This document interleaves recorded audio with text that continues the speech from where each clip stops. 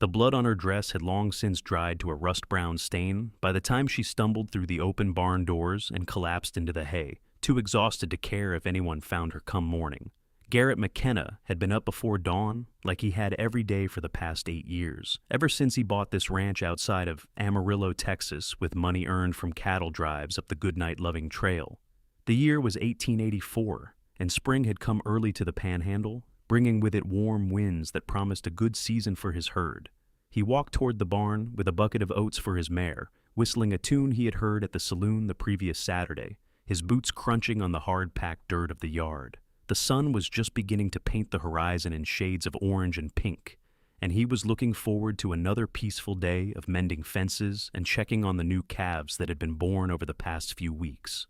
What he was not expecting was to find a woman curled up in the corner stall, her dark hair spread across the hay like a fan, her face pale and streaked with dirt. Garrett stopped so abruptly that some of the oats spilled from the bucket, scattering across the barn floor. His first instinct was to back away slowly, thinking perhaps he had stumbled upon a vagrant who might be dangerous. But then he noticed the delicate curve of her cheek, the way her hand was tucked under her head like a child sleeping, and the torn fabric of what had once been a fine traveling dress. He set the bucket down carefully and approached, his heart hammering in his chest. As he drew closer, he could see that she was breathing, her chest rising and falling in the steady rhythm of deep sleep. There were scratches on her arms, and her boots were scuffed and muddied. The dress, he noticed with growing concern, had what looked like blood on the bodice, though he could not tell if it was hers or someone else's. Garrett crouched down a few feet away, unsure of what to do. He had lived alone on this ranch for so long that he had almost forgotten how to talk to people, let alone strange women who appeared in his barn overnight. He cleared his throat, but she did not stir. He said her name, though of course he did not know it yet. So instead he said, Miss, can you hear me?" Nothing. She was deeply asleep, the kind of sleep that came from complete and utter exhaustion. Garrett stood and ran a hand through his sandy hair, considering his options. He could go back to the house and pretend he had never seen her, let her wake on her own and leave the way she came. He could ride into town and fetch the sheriff, though that seemed harsh when she had done nothing but sleep in his barn. Or he could do what his mother would have wanted him to do, which was to show some Christian charity and help someone clearly in need.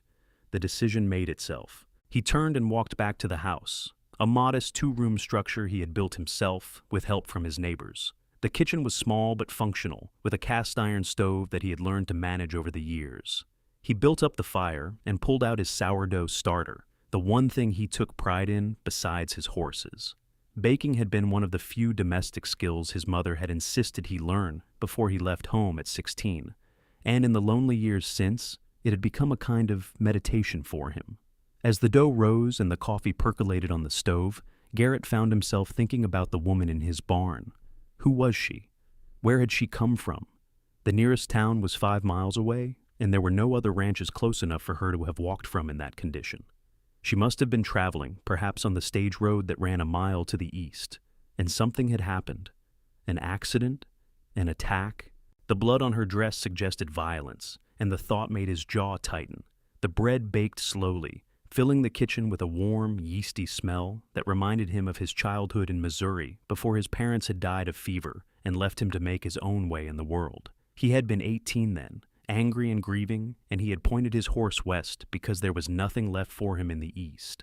The years had worn away the sharp edges of his grief, but they had also worn away his connections to other people. He had become a solitary man, content with the company of his horses and cattle, speaking only when he went to town for supplies or attended the occasional church social that his conscience insisted he should not miss entirely. But now there was a woman sleeping in his barn, and Garrett felt something shift inside him, some long dormant instinct awakening. He pulled the bread from the oven and set it on the windowsill to cool, then poured 2 cups of coffee. He buttered a thick slice of the bread while it was still warm and arranged it on a plate with some dried apricots he had bought from a peddler the previous month. It was not much, but it was honest food, and he hoped it would be enough to show her that she was safe here. Carrying the plate and both cups of coffee, he made his way back to the barn. The sun had risen fully now, and the day was growing warm. Birds sang in the cottonwood trees that lined the creek running through his property, and his mare nickered softly when she saw him, no doubt wondering why her breakfast was late. He set one cup and the plate down outside the stall where the woman slept, then stepped back to wait. He did not have to wait long. The smell of fresh bread and coffee must have penetrated even her deep sleep, because within minutes she began to stir. Garrett watched as she slowly came awake, her eyes fluttering open, confusion crossing her face as she took in her surroundings. She sat up quickly, too quickly, and winced as though her body ached. Her hand went automatically to her side, and Garrett wondered if she was injured there. Their eyes met, and for a long moment neither of them spoke. Hers were a striking shade of green, like new grass after a rain, and they were wide with fear and uncertainty. Garrett raised his hand slowly, showing her he meant no harm, and gestured toward the plate and cup he had set down. "I brought you some breakfast," he said, keeping his voice low and calm, the way he would with a spooked horse. "You are safe here. Nobody is going to hurt you." She stared at him, then at the food, then back at him. He could see her mind working, trying to assess the situation, trying to decide if she could trust him. Finally, she spoke, and her voice was hoarse, as though she had been screaming or crying or both. "Where am I?" "My ranch, about 5 miles outside of Amarillo. I am Garrett McKenna. I found you sleeping here when I came to feed my horse this morning." He paused. "What is your name, miss?" She hesitated, and he wondered if she was going to lie to him. But then she said, "Caroline. Caroline Ashford." "Well, Miss Ashford, like I said, you are safe here. I do not know what happened to you, but you look like you have had a rough time of it. That bread is fresh baked, and the coffee is hot. You should eat something." Caroline looked at the food again, and he saw her throat work as she swallowed. She must be hungry, perhaps desperately so. Slowly, as though her body hurt with every movement, she reached for the plate and pulled it toward her. She picked up the bread with trembling fingers and took a bite, and Garrett saw her eyes close as she chewed. He turned away to give her some privacy, busying himself with finally feeding his mare the oats he had brought earlier. Turn back, she had finished. The bread turned back, she had finished the bread and was holding the coffee cup in both hands, letting the warmth seep into her fingers. She looked a little less pale now, a little less like a ghost. "Thank you," she said quietly. "I cannot remember the last time I ate." Garrett nodded. "Do you want to tell me what happened? Or would you rather rest a bit more first?" Caroline looked down at the coffee, and he saw her shoulders tense. When she spoke, her voice was barely above a whisper. "I was traveling with my uncle from St. Louis to California. He had business there, and I had nowhere else to go after my father died last winter. We were on the stage, and there were 3 other passengers. Yesterday afternoon, we were attacked by bandits. They stopped the stage and demanded our valuables. My uncle tried to fight them." She stopped, and her hands tightened around the cup. "They shot him. They shot the driver too, and one of the other passengers who tried to run. The rest of us, they just took everything we had and left us there on the road." Garrett felt a cold anger settle in his chest. "Your uncle," he said, and he meant it. "I am sorry about your uncle," he said, and he meant it. "What happened after that?" "The other passengers decided to stay with the bodies and wait for help to come along. But I could not just sit there. I could not look at my uncle lying in the dirt, so I started walking. I did not know where I was going. I just walked. It got dark, and I kept walking. I saw your barn, and I thought maybe I could rest for just a little while, and then I would keep going." She looked up at him, and there were tears in her green eyes. "I am sorry for trespassing. I will leave as soon as I finish this coffee." "You will do no such thing," Garrett said firmly. "You are hurt and exhausted, and you have nowhere to go. You will stay here until you are recovered, and then we will figure out what comes next." Caroline shook her head. "I cannot impose on you like that. You do not even know me." "That does not matter. What matters is that you need help, and I am in a position to give it. Now, can you walk? We should get you into the house where you can clean up and rest properly."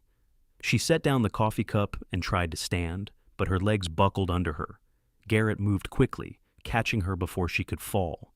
She was lighter than he expected, and he could feel her trembling against him.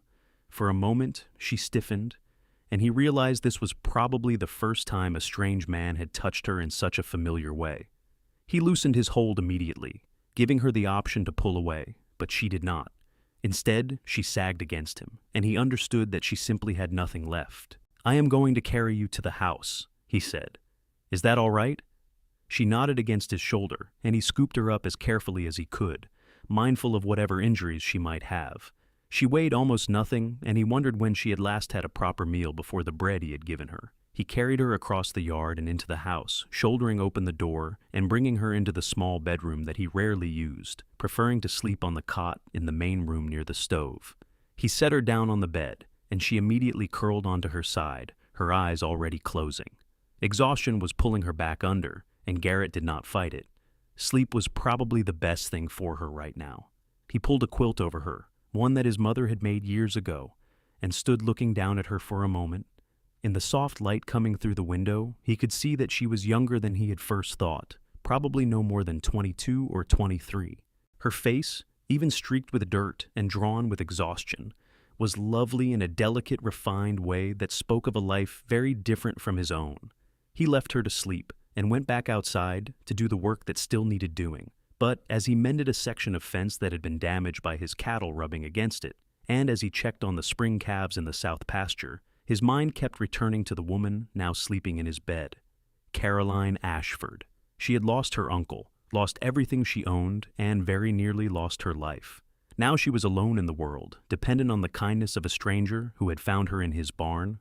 The responsible thing would be to take her into town once she was rested and let the sheriff know what had happened. There would need to be a posse sent out to deal with the bandits and to recover the bodies of her uncle and the others.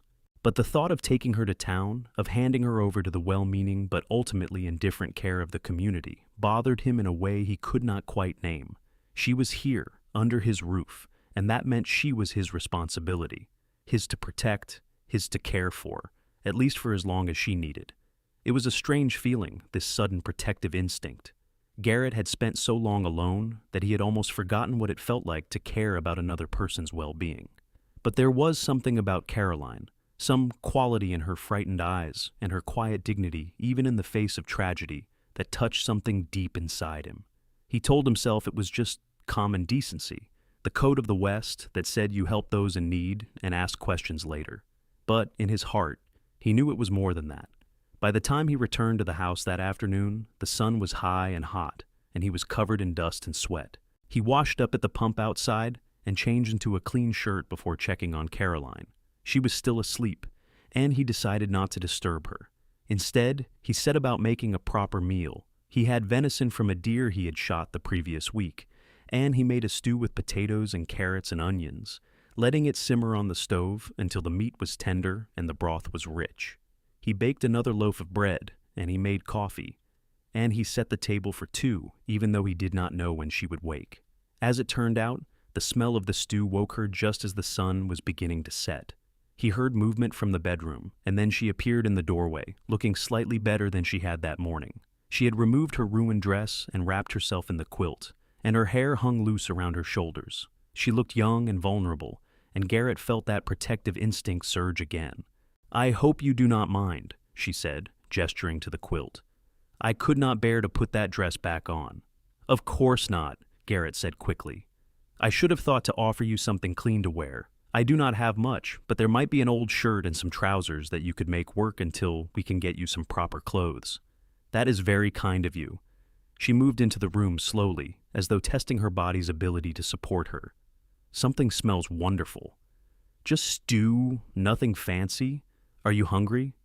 "Starving," she admitted, and there was a faint smile on her lips, the first he had seen. It transformed her face, and Garrett felt his breath catch. He ladled stew into 2 bowls and sliced the bread, and they sat down at the table together. For a while, neither of them spoke, and Garrett was content to let the silence stretch. But as the food disappeared from their bowls and some color returned to Caroline's cheeks, he decided it was time to discuss practical matters. "We need to report what happened to the sheriff," he said gently. "There will need to be a search for the bandits and arrangements made for your uncle's burial." Caroline set down her spoon, and he saw her face tighten with grief. "I know. I have been trying not to think about it, but I know. I can take you into town tomorrow if you're feeling up to it, or I can go alone and bring the sheriff back here if you would rather not face all that just yet." She considered this. "I should go. I need to tell them what happened, and I need to identify my uncle's body. But the thought of facing all those people, all their questions and their pity." She trailed off, and he saw her blinking back tears. They will have questions, Garrett said honestly, and they will pity you because what happened is terrible. But they are good people, most of them. They will want to help. And after that, Caroline asked, looking at him directly. After I have answered their questions and buried my uncle, what then? I have no money, no family, nowhere to go. I was traveling to California because my uncle promised me a position as a governess with a family he knew there. But that is gone now. Everything is gone. Garrett had been thinking about this very problem all day, and he had come to a conclusion that surprised him with its audacity.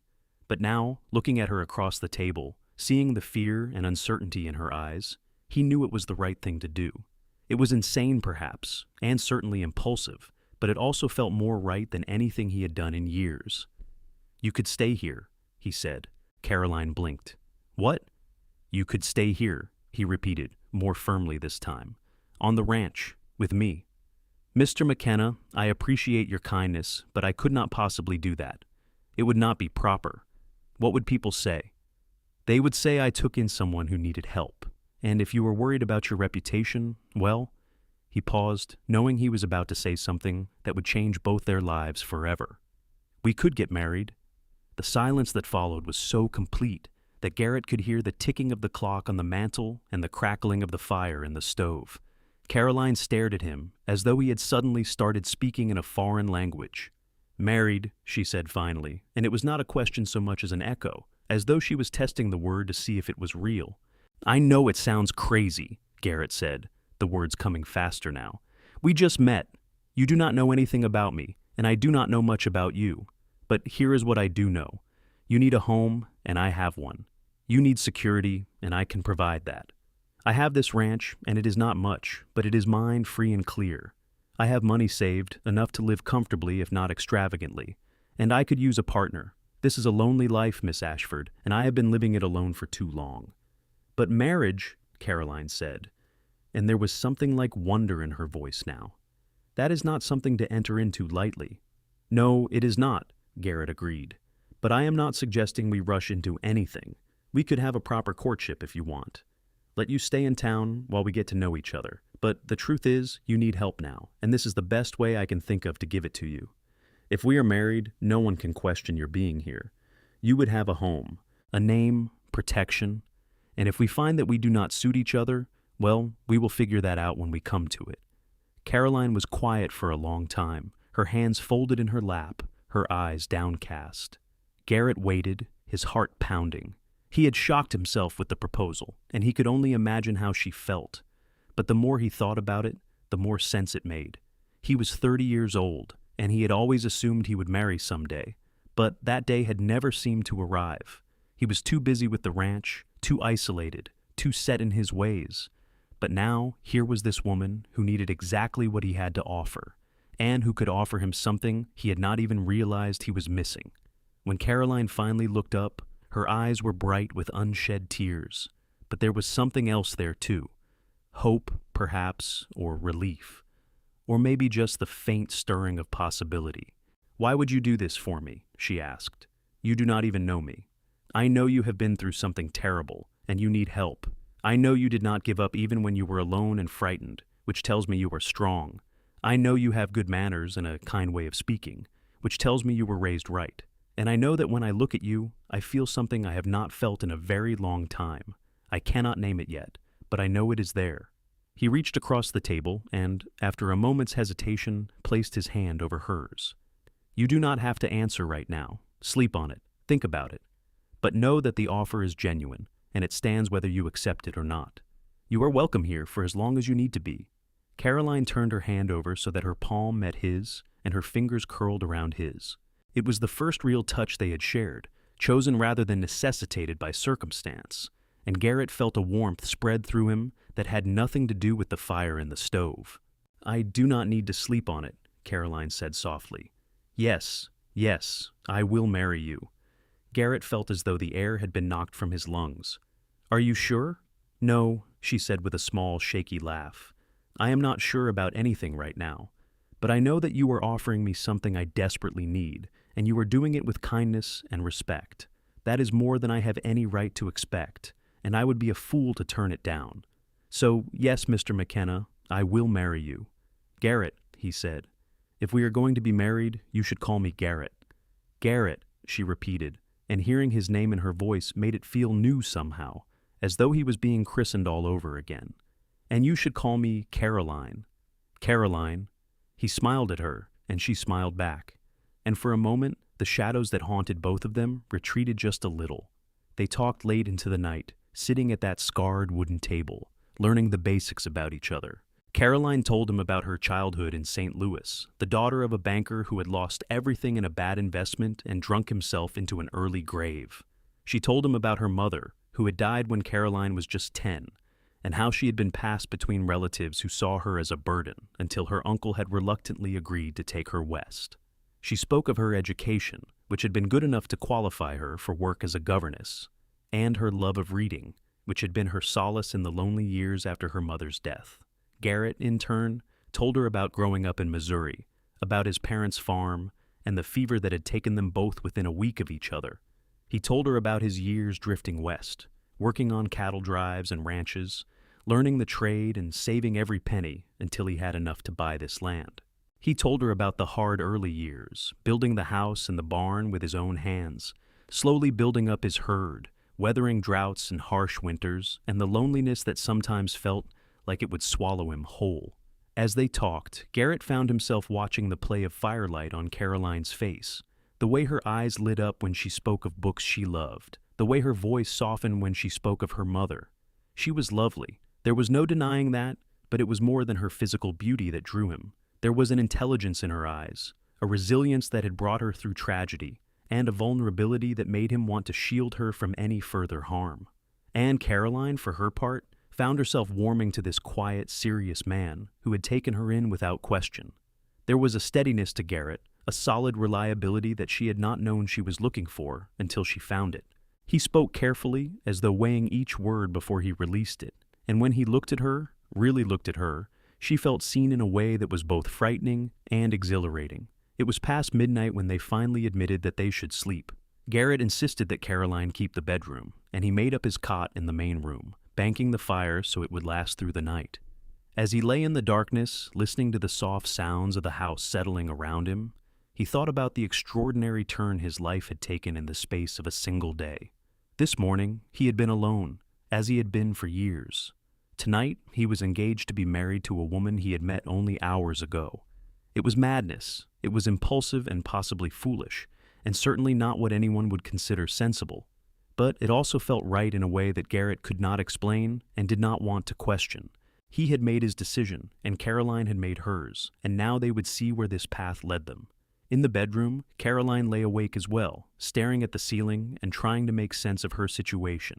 24 hours ago, she had been on a stagecoach with her uncle, anxious about the journey, but hopeful about the future. Now her uncle was dead. She had nothing but the ruined dress she had arrived in, and she was engaged to marry a cowboy she had just met. It was absurd. It was terrifying. And yet, when she thought about Garrett's steady brown eyes and the gentle way he had cared for her, she felt something that might have been the beginning of trust, or even the beginning of something more.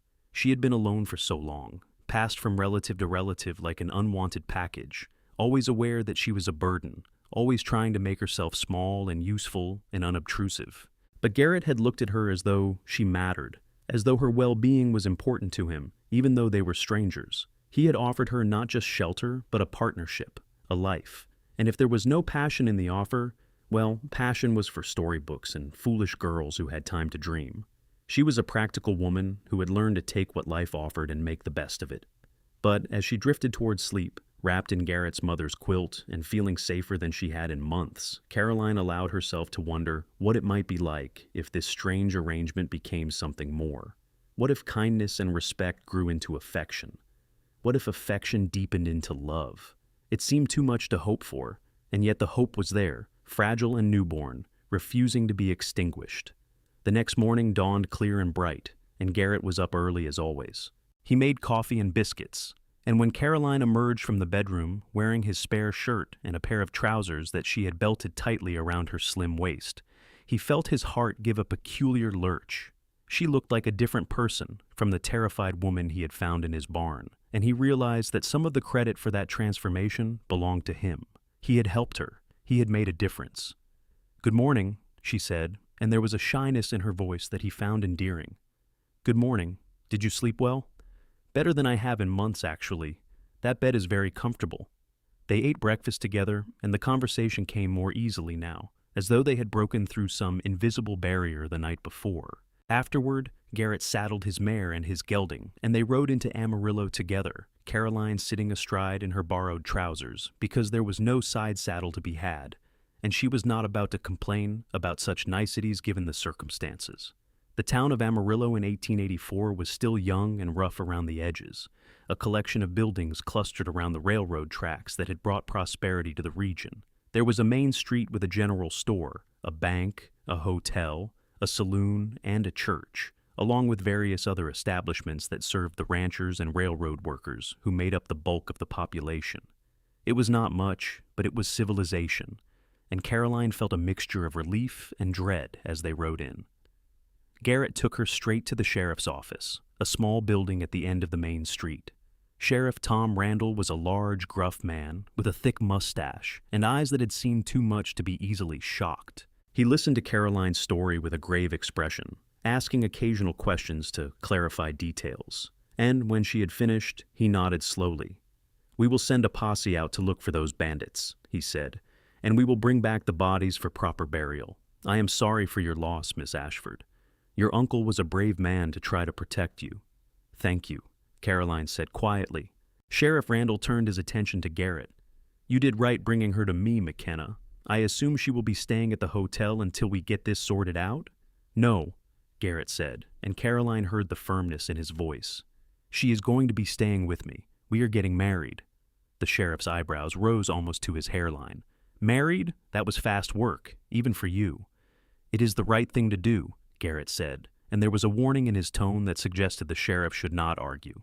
"Miss Ashford needs protection and a home, and I am in a position to provide both. We would appreciate it if you could direct us to the preacher so we can make the arrangements." Sheriff Randall looked from Garrett to Caroline and back again, and then he shrugged. "Your business is your own, I suppose. Reverend Matthews is over at the church, preparing for Sunday service. He should be able to help you." They left the sheriff's office and walked their horses down to the small white church at the other end of town. Reverend Matthews was a thin, earnest man in his 40s who looked genuinely pleased at the prospect of performing a wedding. He asked them the standard questions about their intentions and their understanding of the seriousness of the marriage vows, and he seemed satisfied with their answers. They set the date for 3 days hence, which would give Caroline time to arrange for her uncle's burial and for them to acquire a proper dress for the ceremony. The next stop was the general store, where Garrett outfitted Caroline with 2 simple dresses, undergarments, a pair of boots that actually fit, and various other necessities. The storekeeper, a cheerful woman named Mrs. Patterson, was full of questions and congratulations, and by the time they left, Garrett knew the news of their engagement would be all over town by nightfall. He did not mind. Let people talk. He was doing what he thought was right, and their opinions did not matter to him. They returned to the ranch in the early afternoon, and Garrett spent the rest of the day working, while Caroline rested and tried to come to terms with the speed at which her life was changing. Over the next 3 days, she accompanied Garrett into town twice more, first to stand graveside as her uncle was buried in the small cemetery on the hill overlooking Amarillo, and then to meet with Reverend Matthews one final time before the wedding. The funeral was a brief, somber affair, attended by Garrett, Caroline, the preacher, and a handful of townspeople who came out of respect for the dead even though they had not known the man. Caroline stood dry-eyed through the service, her grief locked away behind a wall of practicality that she had built over the years. She would mourn her uncle in her own time, but right now she needed to focus on the future, on the new life she was about to begin. That night, back at the ranch, she and Garrett sat outside on the porch he had built onto the front of the house. The stars were bright overhead, and the air was cool and sweet with the scent of the wildflowers that grew along the creek. They had been talking more easily over the past few days, sharing stories and opinions, and Caroline was beginning to feel as though she knew this man she was about to marry. He was kind, she had learned, with a dry sense of humor that surprised her. He was intelligent, well-read despite his years of hard labor, with a particular interest in history and politics. He was patient and careful, the kind of man who thought before he acted, but who was not afraid to take decisive action when the situation called for it. And he was, she was beginning to realize, handsome in a quiet, unassuming way. His face was weathered from years in the sun, his hands calloused from work, but there was a strength in him that was deeply appealing. When he smiled, which wasn't often but was becoming more frequent in her presence, his whole face changed, and she found herself wanting to make him smile more. "Are you nervous about tomorrow?" Garrett asked, breaking the comfortable silence. "Wife, it is a strange thing to wrap my wife. It is a strange thing to wrap my mind around. I know what you mean. I have been thinking the same thing." He was quiet for a moment, and then he said, "I want you to know that I do not expect anything from you that you are not ready to give. I know this marriage is one of convenience, at least to start with. We will take things slowly. You can have the bedroom, and I will keep to my cot. When and if you are ready for more, you can let me know. There is no pressure." Caroline felt a rush of warmth toward him for his consideration. She had been worrying about this very issue, unsure of what would be expected of her on her wedding night, and his words eased a fear she had not wanted to voice. "Thank you?" she said. "That means a great deal to me." "You are welcome." He reached over and took her hand, and she laced her fingers through his. They sat like that for a long time, hand in hand under the stars, and Caroline felt something shift inside her, some small but significant step from gratitude towards something deeper. The wedding took place the following afternoon in the small church, with Mrs. Patterson and Sheriff Randall serving as witnesses. Caroline wore one of the dresses Garrett had bought her, a simple affair in pale blue calico, and she had woven wildflowers into her hair because she had no veil. Garrett wore his best shirt and trousers, his hair still damp from the water he had combed through it, and when Caroline walked down the short aisle to stand beside him, he felt his chest tighten with an emotion he could not quite name. Time for them to exchange vows? Garrett time for them to exchange vows? Garrett spoke his, clearly and firmly, promising to love, honor, and cherish Caroline for as long as they both lived. Caroline's voice was softer, but no less certain, as she made the same promises, and when Garrett slipped his mother's wedding ring onto her finger, a ring he had kept all these years without really knowing why, she felt tears prick at her eyes. "You may kiss your bride," Reverend Matthews said with a smile, and Garrett turned to Caroline with a question in his eyes. She nodded, just slightly, and he leaned down and pressed his lips to hers, in a kiss that was brief and chaste, but that sent a shiver through them both. It was their first kiss, and it was sweet and strange and full of promise. There was a small reception afterward at the hotel, with cake that Mrs. Patterson had made and coffee that was only slightly burnt. The townspeople who had come to witness the wedding congratulated them and wished them well, and Caroline smiled and thanked them and tried not to feel overwhelmed by it all. She was married now. She was Mrs. Garrett McKenna. She had a home and a husband, and the future that had seemed so bleak just days ago was now open and full of possibility. When they finally rode back to the ranch in the late afternoon, Caroline felt a strange mixture of exhaustion and exhilaration. Garrett must have sensed her mood because he did not press her for conversation, just rode beside her in companionable silence. When they reached the house, he helped her down from her horse and said, "Welcome home, Mrs. McKenna." "Thank you," she said, and she meant it with all her heart. That night, they had dinner together, as they had every night since she arrived, but there was something different now. They were married. They had made vows before God and witnesses, and those vows meant something, at least to Caroline. She found herself watching Garrett as he ate, noticing the way his strong hands held his fork, the way his eyes crinkled at the corners when he smiled at something she said. She found herself wondering what it would be like to really be his wife, not just in name, but in every sense of the word. But true to his promise, Garrett did not push. When the evening ended, he showed her to the bedroom with a gentle good night, and he returned to his cot in the main room. Caroline lay awake for a long time, listening to the sounds of him moving around, the creak of the cot as he settled onto it, and she felt a curious sense of disappointment. She told herself it was ridiculous to feel that way, that she should be grateful for his restraint and his respect for her comfort. But the feeling persisted nonetheless. The days that followed fell into a rhythm that was both strange and strangely comfortable, but which felt different now that she was doing them in her own home. She discovered that she liked cooking for Garrett, liked seeing his face light up when he came in hungry and tired to find a hot meal waiting. She liked the orderliness of keeping house, the satisfaction of turning the rough bachelor quarters into something more homely and welcoming. Garrett, for his part, found himself hurrying through his work so he could return to the house sooner.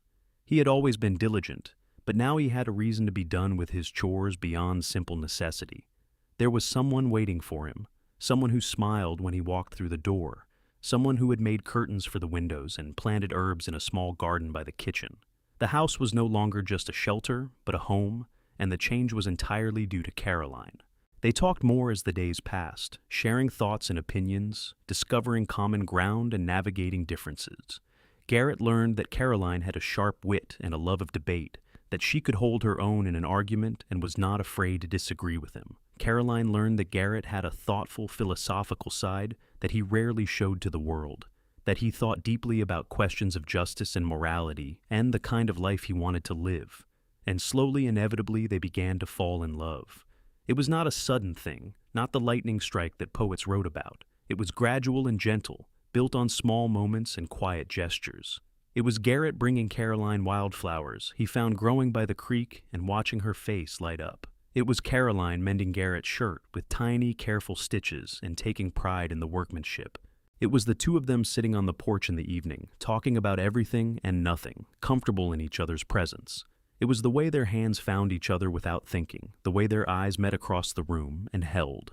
One evening, about 3 weeks after the wedding, they were washing dishes together, a task they had fallen into, sharing without discussing it. Garrett was drying while Caroline washed, and their hands brushed as he took a plate from her. It was not the first time they had touched, but something about this particular moment felt charged, electric. Caroline looked up at him, and Garrett looked down at her, and the air between them seemed to hum with unspoken possibility. "Caroline," Garrett said, and his voice was rough, "I think I need to tell you something." "What is it?" she asked, and her heart was pounding. "When I asked you to marry me, it was because I wanted to help you. That was true, but it was not the whole truth." He set down the dish towel and turned to face her fully. "The truth is that from the moment I saw you in that barn, I felt something. I did not understand it then, and I'm not sure I fully understand it now, but I know that it is growing stronger every day. I care about you, Caroline, more than I have cared about anyone in a very long time." Caroline felt tears prick at her eyes, but they were tears of joy rather than sorrow. "I care about you too," she said. "I did not expect to. I thought this would be a practical arrangement, a marriage of convenience, but it has become so much more than that. You have been so good to me, Garrett, so kind and patient and generous, and somewhere along the way, I started to fall in love with you." The words hung in the air between them, precious and fragile. Garrett reached out and cupped Caroline's face in his hands, his thumbs brushing away the tears that had spilled over. "I am falling in love with you too," he said. "I think I have been since the beginning. I just did not want to rush you or make you feel obligated." "I do not feel obligated," Caroline said. "I feel grateful and lucky and happier than I have been in years." Garrett smiled, that rare, transformative smile that she loved, and then he kissed her.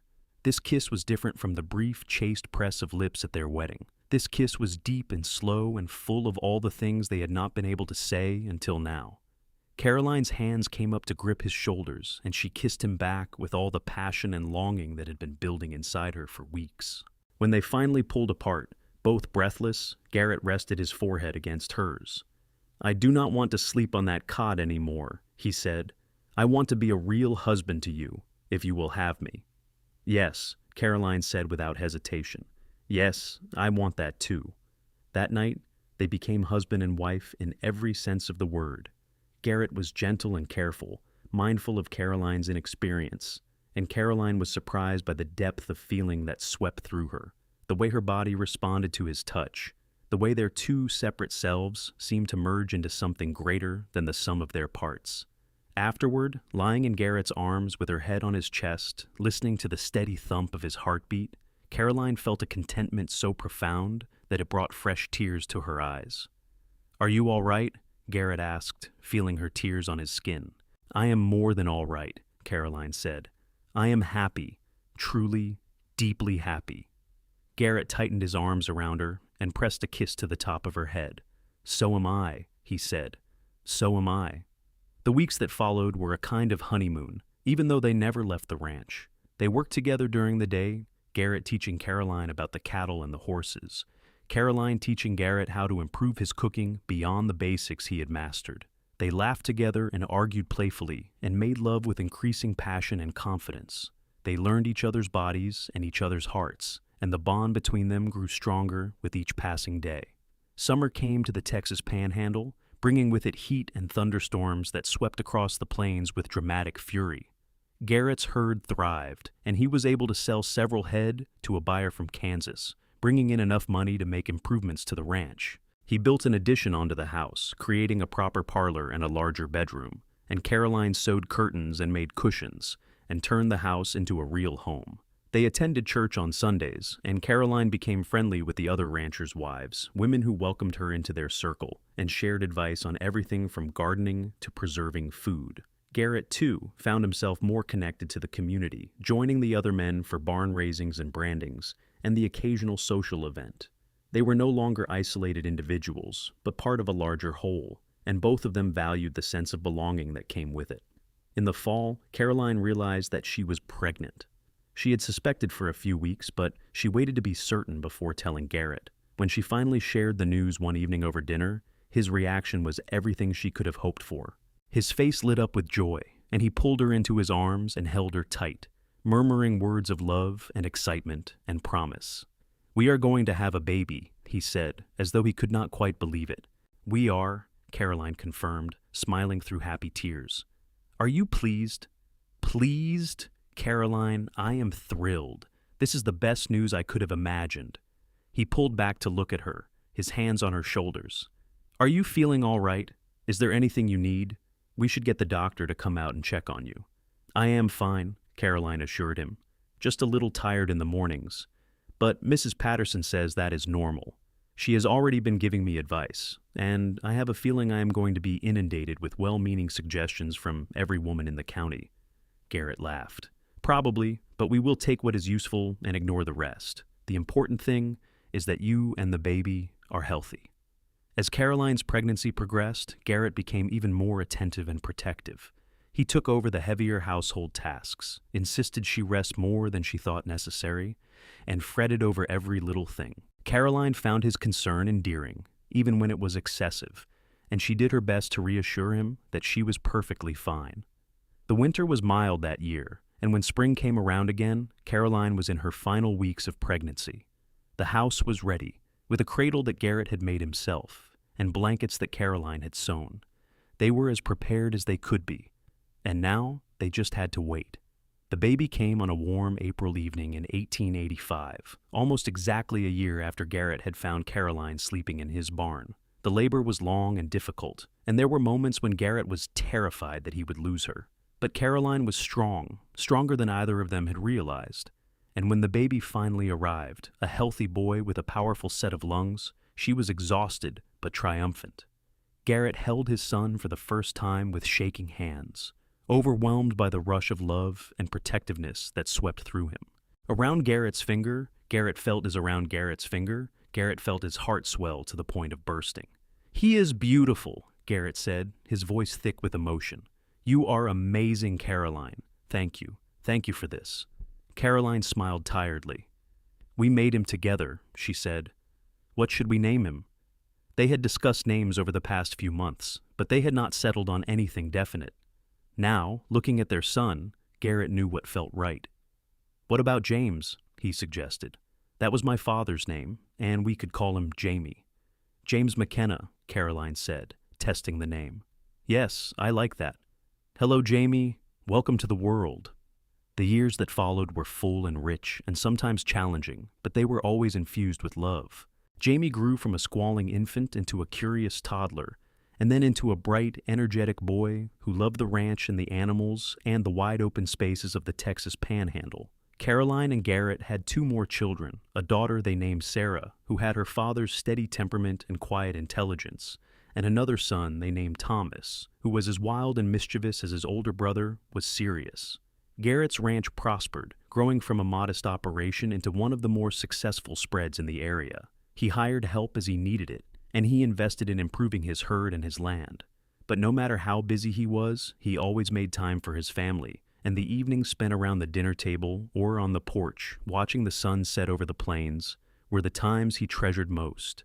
Caroline thrived in her role as wife and mother. She had found a purpose and a place in the world that had eluded her for so long, and she embraced it with all her heart. She was involved in the church and the community, and she was known for her kindness and her willingness to help anyone in need.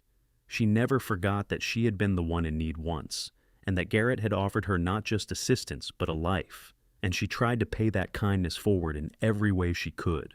As the years passed and their children grew, Caroline and Garrett's love only deepened. They had built something together, not just a ranch and a family, but a partnership based on mutual respect and affection and commitment.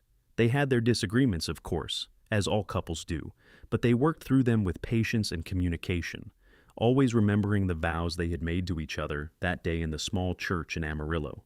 On their 10th wedding anniversary, Garrett took Caroline into town for a rare evening out. They had dinner at the hotel, and they walked along the main street hand in hand, talking and laughing, like the young couple they had once been. When they returned home, the children asleep under the watchful eye of a neighbor's daughter, they sat on the porch and looked up at the stars, just as they had so many times before. "Do you ever regret it?" Garrett asked, breaking the comfortable silence. "Marrying me, I mean. Taking a chance on a stranger." Caroline turned to look at him, surprised by the question. "Never," she said firmly. "Not for a single moment. You gave me a home and a family and a love I never thought I would find. How could I regret that?" "I just want to make sure you are happy," Garrett said, "that you do not feel like you settled for less than you deserved." "Garrett McKenna, I did not settle. I won the greatest prize imaginable. I have a husband who loves me and who I love in return. I have 3 beautiful children. I have a life that is full and meaningful. You saved me, Garrett, in every way that a person can be saved. I will never regret saying yes to you." Garrett pulled her close and kissed her, and in that kiss was all the love and gratitude and commitment that had sustained them through the years. When they pulled apart, he said, "I love you, Caroline, more now than I did on the day we married, and I will love you more tomorrow than I do today." "I love you too," Caroline said, resting her head on his shoulder, "always and forever." They sat there together, wrapped in each other's arms, and Caroline thought back to that terrifying night when she had stumbled into Garrett's barn, desperate and alone, and with no hope for the future. She thought about waking to the smell of fresh bread and the sound of a kind voice offering her safety. She thought about the impulsive, crazy proposal that had changed both their lives forever. It had been a gamble, marrying a stranger. It had been a leap of faith that could have ended in disaster, but instead, it had become the best decision either of them had ever made. They had found each other in the darkness, 2 lost souls in need of connection, and they had built a light that would shine for the rest of their lives. As the years continued to unfold, that light only grew brighter. Jamie grew into a fine young man who eventually took over much of the ranch work, allowing Garrett to slow down a bit in his later years. Sarah became a teacher in Amarillo, marrying a kind young banker and giving Caroline and Garrett their first grandchildren. Thomas, true to his adventurous spirit, tried his hand at various enterprises before finally settling into work as a horse breeder, a calling that suited his love of animals and his restless energy. Garrett and Caroline grew old together, their hair turning gray, their faces lined with the marks of a life well lived. But their love never dimmed. They still held hands on the porch in the evenings, still kissed each other goodnight, still found joy in each other's company, even after decades of marriage. On their 25th anniversary, their children threw them a party, inviting friends and neighbors from all over the county. It was a celebration not just of their marriage, but of the family and the life they had built together. There were speeches and toasts, and when it was Garrett's turn to speak, he stood with Caroline by his side and looked out at the crowd of people who had come to honor them. 25 years ago, he said, his voice strong despite his age, "I found a woman sleeping in my barn. She was lost and scared and had nowhere to go. I offered her breakfast, and in a moment of what some might call insanity, I offered her marriage. And she, in an act of either bravery or desperation, said yes." There was laughter from the crowd, and Garrett smiled. What I did not know then, but what I have learned over the years, is that finding Caroline was the luckiest thing that ever happened to me. She has been my partner, my best friend, my love, and the mother of my children. She has made every day brighter and every burden lighter. I am a better man because of her, and I thank God every day that she walked into my barn and into my life." He turned to Caroline, who was wiping tears from her eyes. "I love you. Caroline McKenna, thank you for saying yes to a crazy cowboy with an even crazier proposal. Thank you for building this life with me. Thank you for everything." The crowd erupted in applause, and Caroline rose to embrace her husband, holding him tight as the people they loved cheered around them. In that moment, surrounded by family and friends, celebrating a love that had grown from the most improbable of beginnings, Caroline felt a happiness so complete that it was almost overwhelming. "Thank you for finding me," she whispered in Garrett's ear, her voice trembling with emotion. "Thank you for seeing me when I was at my lowest and offering me hope. Thank you for loving me all these years. You are my miracle, Garrett McKenna, and I will love you until my last breath." They held each other as the party continued around them, two souls who had found each other in the darkness and built a life in the light. It had started with a woman sleeping in a barn with fresh bread and an impossible proposal, but it had become so much more than that. It had become a love story for the ages, a testament to the power of kindness and courage and the willingness to take a chance on the unknown. As the sun set over the Texas plains that evening, painting the sky in brilliant shades of orange and red and gold, Garrett and Caroline stood together on their porch, watching the beauty of the land they had made their home. Their children and grandchildren were inside, still celebrating, but for this moment, it was just the two of them, just as it had been so many evenings before. "Do you remember that first morning?" Caroline asked softly. "When I woke up and you were standing there with bread and coffee?" "I remember," Garrett said. "I was terrified that I had done the wrong thing, that you would think I was taking advantage of your situation." "Instead, you gave me everything," Caroline said. "You gave me a reason to hope again. You gave me a future." "We gave each other a future," Garrett corrected gently. "I was just as lost as you were, Caroline. I just did not realize it until you arrived. You brought life and love and meaning to this ranch. You made it a home." They stood in silence for a while, comfortable in each other's presence as they had been for 25 years. Around them, the ranch was quiet except for the distant lowing of cattle and the chirping of crickets. The stars were beginning to appear in the darkening sky, and a cool breeze brought the scent of wildflowers from the creek. "I would do it all again," Caroline said suddenly. "If I could go back and change anything, I would not. Every moment, good and bad, led me here to you. And this, right here, right now, this is exactly where I want to be." Garrett kissed her temple and tightened his arm around her waist. "Me too," he said simply.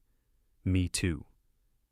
The years continued to pass, as they inevitably do, bringing with them the joys and sorrows that are part of any long life. There were more grandchildren, and eventually great-grandchildren, filling the ranch with laughter and energy. There were hard years when drought threatened the herd, and good years when rain came at just the right time, and the grass grew thick and green. There were losses too, friends and neighbors passing on, reminding Garrett and Caroline of the preciousness of the time they had together. But, through it all, their love remained constant. They had weathered every storm together, supported each other through every challenge, celebrated every triumph side by side.